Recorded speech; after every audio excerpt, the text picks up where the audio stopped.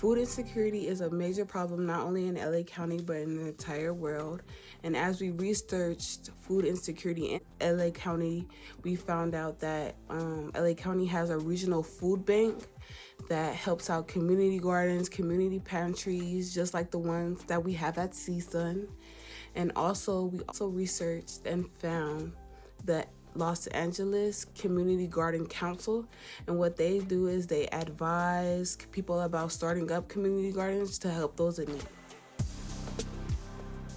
You need a location to start your community garden. We want to look at the poverty percentage in a certain area and the average income that they have. So once you narrow down your searches through zip codes of those two aspects, then you dig deeper into how many families are in a certain area and the variety of schools that are in a certain area, such as middle schools, elementary schools, and high schools, so that they can take care of the community garden.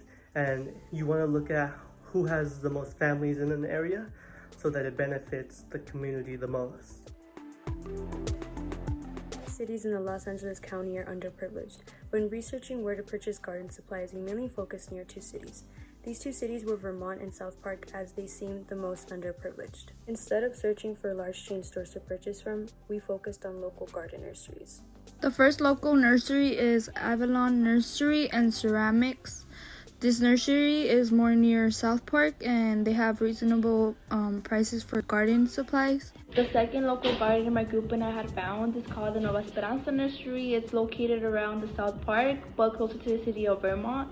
The garden nursery has a variety of plants to choose from, and it also has plants ready to grow.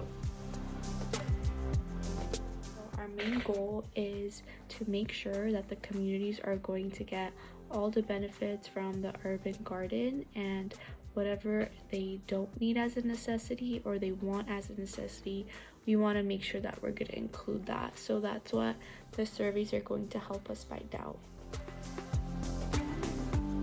Today we're going to be talking about how to sustain a community garden while on a budget. The first thing I want to talk about is that you can always shop for plants that are off season or on sale.